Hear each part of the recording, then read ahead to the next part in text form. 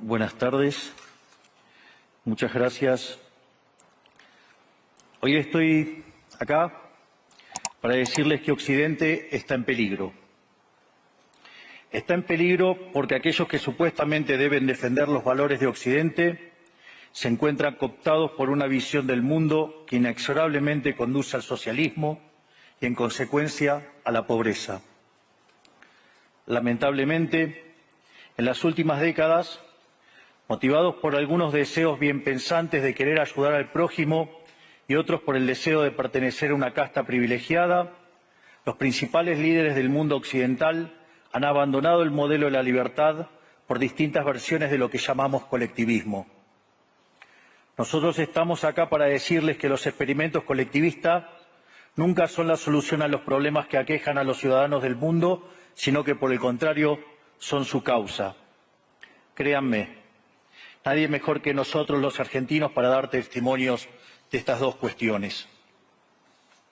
Cuando adoptamos el modelo de la libertad, allá por el año 1860, en 35 años nos convertimos en la primer potencia mundial, mientras que cuando abrazamos el colectivismo, a lo largo de los últimos 100 años, vimos cómo nuestros ciudadanos comenzaron a empobrecerse sistemáticamente hasta caer en el puesto número 140 del mundo.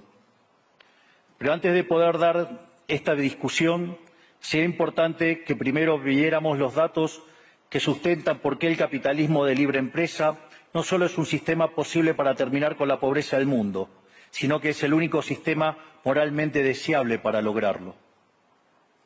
Si consideramos la historia del progreso económico, podemos ver cómo desde el año 0 hasta el año 1800 aproximadamente, el PBI per cápita del mundo prácticamente se mantuvo constante durante todo el periodo de referencia. Si uno mira un gráfico de la evolución del crecimiento económico a lo largo de la historia de la humanidad, uno estaría viendo un gráfico con la forma de un palo de hockey, una función exponencial que se mantuvo constante durante el 90% del tiempo y se dispara exponencialmente a partir del siglo XIX. La única excepción a esta historia de estancamiento se dio a finales del siglo XV con el descubrimiento de América. Pero salvando esta excepción, a lo largo de todo el periodo entre el año 0 y el año 1800, el PBI per cápita a nivel global se mantuvo estancado.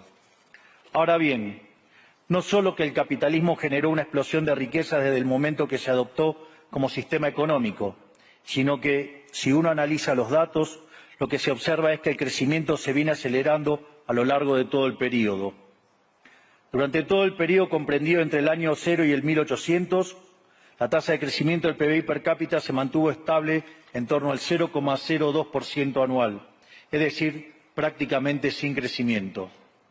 A partir del siglo XIX, con la revolución industrial, la tasa de crecimiento pasa al 0,66%. A ese ritmo, para duplicar el PBI per cápita, se necesitarían crecer durante 107 años. Ahora bien, si observamos el periodo entre 1900 y 1950, la tasa de crecimiento se acelera al 1,66% anual. Ya no necesitamos 107 años para duplicar el PBI per cápita, sino 66. Y si tomamos el periodo comprendido entre 1950 y el año 2000, vemos que la tasa de crecimiento fue de 2,1% anual, lo que derivaría en que en solo 33 años podríamos duplicar el PBI per cápita del mundo. Esta tendencia, lejos de detenerse, se mantiene viva aún hoy. Si tomamos el periodo entre el año 2000 y el 2023, la tasa de crecimiento volvió a acelerar el 3% anual, lo que implica que podríamos duplicar nuestro PBI per cápita en el mundo en tan solo 23 años. Ahora bien, cuando se estudia el PBI per cápita desde el año 1800 al día de hoy, lo que se observa es que luego de la revolución industrial, el PBI per cápita mundial se multiplicó por más de 15 veces, generando una explosión de riqueza que sacó de la pobreza al 90% de la población mundial. No debemos olvidar nunca que para el año 1800, cerca del 95% de la población mundial vivía en la pobreza más extrema, mientras que ese número cayó al 5% para el año 2020, previo a la pandemia. La conclusión es obvia. Lejos de ser la causa de nuestros problemas, el capitalismo de libre empresa como sistema económico es la única herramienta que tenemos para terminar con el hambre, la pobreza y la indigencia a lo largo y a lo ancho de todo el planeta. La evidencia empírica es incuestionable. Por eso, como no cabe duda de que el capitalismo de libre mercado es superior en términos productivos, la doxa de izquierda ha atacado al capitalismo por sus cuestiones de moralidad, por ser, según ellos, dicen sus detractores, que es injusto. Dicen que el capitalismo es malo porque es individualista y que el colectivismo es bueno porque es altruista, con la ajena, y en consecuencia bregan por la justicia social. Pero este concepto que en el primer mundo se ha puesto de moda en la última época, en mi país es una constante del discurso político desde hace más de 80 años. El problema es que la justicia social no es justa, sino que tampoco aporta al bienestar general. Muy por el contrario, es una idea intrínsecamente injusta, porque es violenta. Es injusta porque el Estado se financia a través de impuestos, y los impuestos se cobran de manera coactiva. ¿O acaso alguno de nosotros puede decir que paga los impuestos de manera voluntaria? Lo cual significa que el Estado se financia a través de la coacción y que a mayor carga impositiva, mayor es la coacción, menor es la libertad. Quienes promueven la justicia social parten de la idea de que el conjunto de la economía es una torta que se puede repartir de una manera distinta. Pero esa torta no está dada, es riqueza que se va generando en lo que, por ejemplo, Israel Kirzler llama un proceso de descubrimiento de mercado. Si el bien o servicio que ofrece una empresa no es deseado, esa empresa quiebra a menos que se adecúe a lo que el mercado le está demandando. Si genera un producto de buena calidad a un buen precio atractivo, le va a ir bien y va a producir más. De modo que el mercado es un proceso de descubrimiento en el cual el capitalista encuentra sobre la marcha el rumbo correcto. Pero si el Estado castiga al capitalista por tener éxito y lo bloquea en este proceso de descubrimiento, destruye sus incentivos y las consecuencias de ello es que va a producir menos y la torta será más chica, generando perjuicios para el conjunto de la sociedad. El colectivismo, al inhibir estos procesos de descubrimiento y al dificultar la apropiación de lo descubierto, ata al emprendedor de las manos y le imposibilita producir mejores bienes y ofrecer mejores servicios a un mejor precio. ¿Cómo puede ser entonces que desde la academia, los organismos internacionales, la política y la teoría económica se demonice un sistema económico que no solo ha sacado de la pobreza más extrema al 90% de la población mundial y lo hace cada vez más rápido, sino que además es justo y moralmente superior? Gracias al capitalismo de libre empresa, hoy el mundo se encuentra en su mejor momento. No hubo nunca en toda la historia de la humanidad un momento de mayor prosperidad que el que vivimos hoy. El mundo de hoy es más libre, más rico, más pacífico y más próspero que en cualquier otro momento de nuestra historia. Esto es cierto para todos, pero en particular para aquellos países que son libres, donde respetan la libertad económica y los derechos de propiedad de los individuos. Porque aquellos países que son libres son 12 veces más ricos que los reprimidos. El decil más bajo de la distribución de los países libres vive mejor que el 90% de la población de los países reprimidos. Tiene 25 veces menos cantidad de pobres en el formato estándar y 50 veces menos en el formato extremo. Y por si eso fuera poco, los ciudadanos de los países libres viven un 25% más que los ciudadanos de los países reprimidos. Ahora bien, para entender qué venimos a defender es importante definir de a qué hablamos nosotros cuando hablamos de libertarismo. Para definirlo, retomo las palabras del máximo prócer de las ideas de la libertad de Argentina, el profesor Alberto Venegas Lynch, dijo que dice: el libertarismo es el respeto irrestricto del proyecto de vida del prójimo, basado en el principio de no agresión y en defensa del derecho a la vida, a la libertad y a la propiedad, cuyas instituciones fundamentales son la propiedad privada, los mercados libres de intervención estatal, la libre competencia, la división del trabajo y la cooperación social, donde solo se puede ser exitoso sirviendo al prójimo con bienes de mejor calidad a un mejor precio. Dicho de otro modo, el capitalista, el empresario exitoso, es un benefactor social que, lejos de apropiarse de la riqueza ajena, contribuye al bienestar general. En definitiva, un empresario exitoso es un héroe. Este es el modelo que nosotros estamos proponiendo para la Argentina del futuro. Un modelo basado en los principios fundamentales del libertarismo, la defensa de la vida, de la libertad y de la propiedad. Ahora bien, Si el capitalismo de libre empresa y la libertad económica han sido herramientas extraordinarias para terminar con la pobreza en el mundo, y nos encontramos hoy en el mejor momento de la historia de la humanidad, vale la pena preguntarse ¿por qué digo entonces que Occidente está en peligro? Digo que Occidente está en peligro justamente porque en aquellos países que deberíamos defender los valores del libre mercado, la propiedad privada y las demás instituciones del libertarismo, sectores del establishment político y económico, algunos por errores en su marco teórico y otros por ambición de poder, están socavando los fundamentos del libertarismo, abriéndole las puertas al socialismo y condenándonos potencialmente a la pobreza, a la miseria y el estancamiento. Porque nunca debe olvidarse que el socialismo es siempre y en todo lugar un fenómeno empobrecedor, que fracasó en todos los países que se intentó. Fue un fracaso en lo económico, fue un fracaso en lo social, fue un fracaso en lo cultural y además asesinó a más de 100 millones de seres humanos. El problema esencial de Occidente hoy es que no solo debemos enfrentarnos a quienes, aún luego de la caída del muro y la evidencia empírica abrumadora, siguen bregando por el socialismo empobrecedor, sino también a nuestros propios líderes, pensadores y académicos que, amparados en un marco teórico equivocado, socavan los fundamentos del sistema que nos ha dado la mayor expansión de riqueza y prosperidad de nuestra historia. El marco teórico al que me refiero es el de la teoría económica neoclásica, que diseña un instrumental que, sin quererlo, termina siendo funcional la intromisión del Estado, el socialismo y la degradación de la sociedad. El problema de los neoclásicos es que, como el modelo del que se enamoraron no mapea contra la realidad, atribuyen el error al supuesto fallo del mercado, en vez de revisar las premisas de su modelo. Sobre pretexto de un supuesto fallo de mercado, se introducen regulaciones que lo único que generan es distorsiones en el sistema de precios que impiden el cálculo económico y, en consecuencia, el ahorro, la inversión y el crecimiento. Este problema radica esencialmente en que ni siquiera los economistas supuestamente libertarios comprenden qué es el mercado, ya que si se comprendiera, se vería rápidamente que es imposible que exista algo así como un fallo de mercado. El mercado no es una mera descripción gráfica de una curva de oferta y otra de demanda en un gráfico. El mercado es un mecanismo de cooperación social donde se intercambian voluntariamente derechos de propiedad. Por lo tanto, dada esta definición, hablar de fallo de mercado es un oxímoron. No existe el fallo de mercados.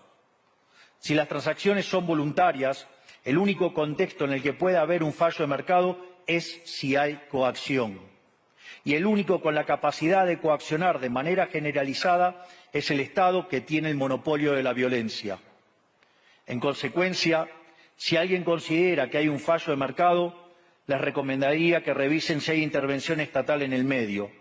Y si encuentran que no hay intervención estatal en el medio, les sugiero que hagan de nuevo el análisis porque definitivamente está mal. Los fallos de mercado no existen. Un ejemplo de los supuestos fallos de mercado que describen los neoclásicos son las estructuras concentradas de la economía.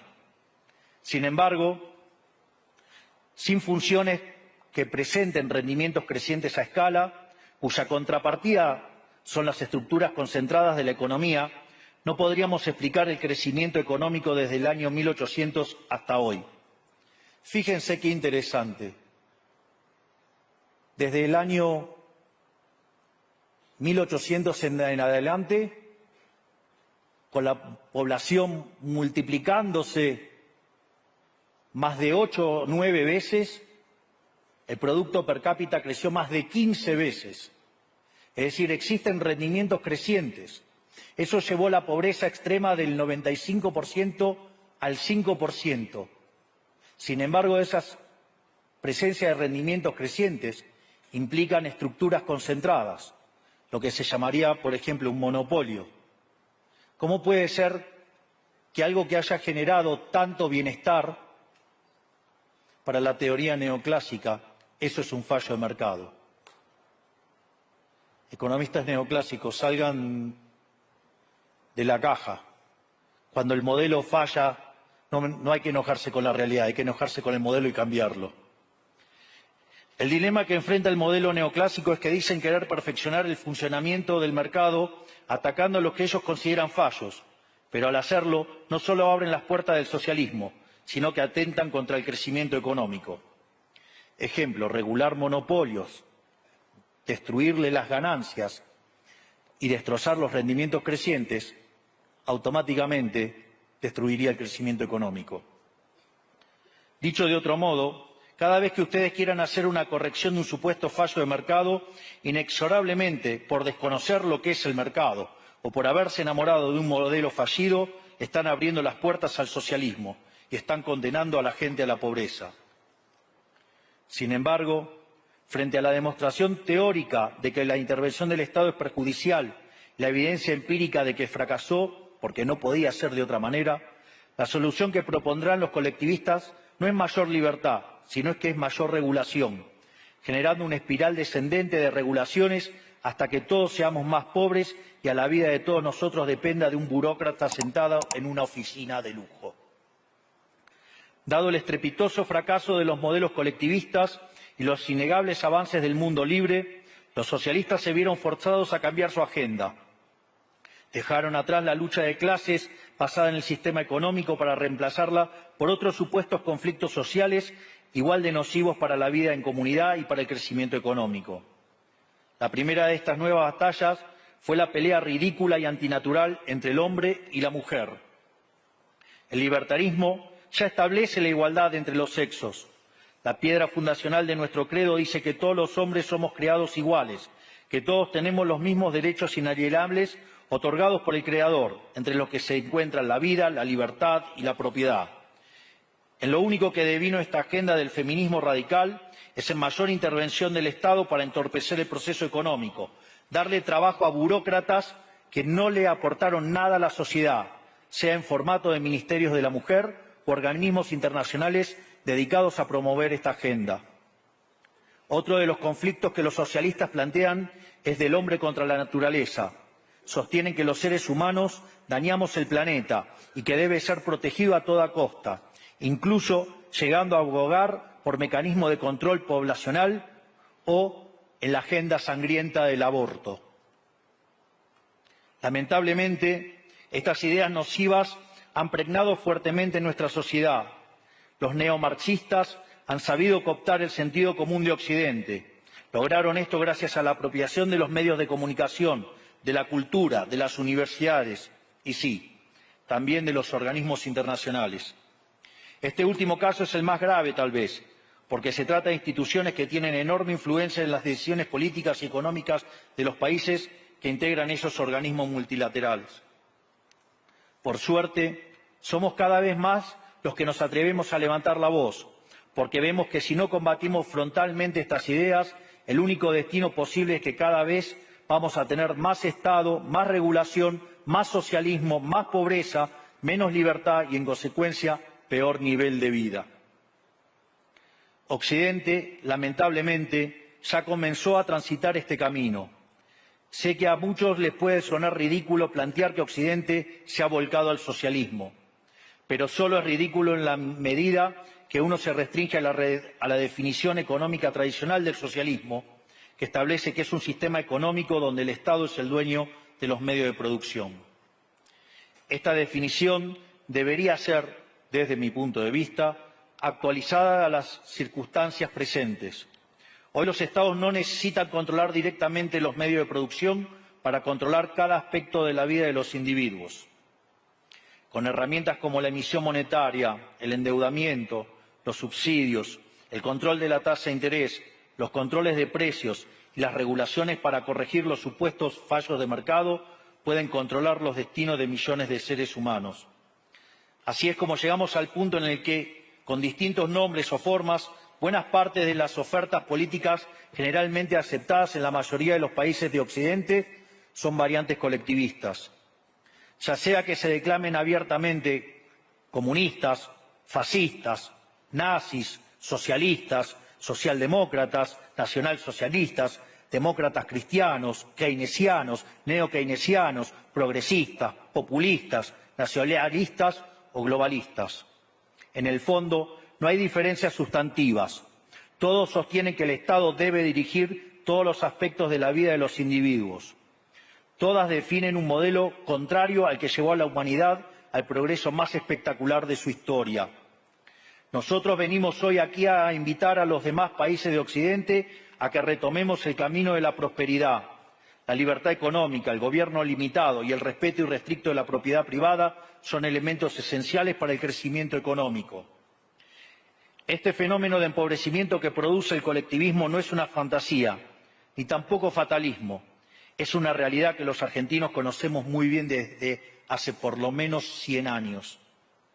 Porque ya lo vivimos, ya pasamos por esto, porque como dije antes, desde que decidimos abandonar el modelo de la libertad que nos había hecho ricos, estamos atrapados en una espiral descendente en donde cada día somos más pobres. Esto es, ya lo vivimos nosotros y estamos acá para alertarlos acerca de lo que puede pasar si los países de Occidente, que se hicieron ricos con el modelo de la libertad, continúan por este camino de servidumbre. El caso argentino es la demostración empírica de que no importa cuán rico seas, cuántos recursos naturales tengas, no importa cuán capacitada esté la población, ni cuán educada sea, ni cuántos lingotes de oro haya en las arcas del Banco Central. Si se adoptan medidas que entorpecen el libre funcionamiento de los mercados, la libre competencia, los sistemas de precios libres, si se entorpece el comercio, si se atenta contra la propiedad privada, el único destino posible es la pobreza. Por lo tanto, para finalizar, quiero darles un mensaje a todos los empresarios aquí presentes y a los que no están, pero nos están siguiendo desde todas partes del planeta. No se dejen amedrentar ni por la casta política ni por los parásitos que viven del Estado. No se entreguen a una clase política que lo único que quiere es perpetuarse en el poder y mantener sus privilegios. Ustedes son benefactores sociales, ustedes son héroes, ustedes son los creadores del periodo de prosperidad más extraordinario que jamás hayamos vivido. Que nadie les diga que su ambición es inmoral. Si ustedes ganan dinero es porque ofrecen un mejor producto a un mejor precio, contribuyendo de esa manera al bienestar general. No cedan al avance del Estado. El Estado no es la solución. El Estado es el problema mismo. Ustedes son los verdaderos protagonistas de esta historia y sepan que a partir de hoy cuentan con Argentina como un aliado incondicional. Muchísimas gracias y ¡viva la libertad, carajo!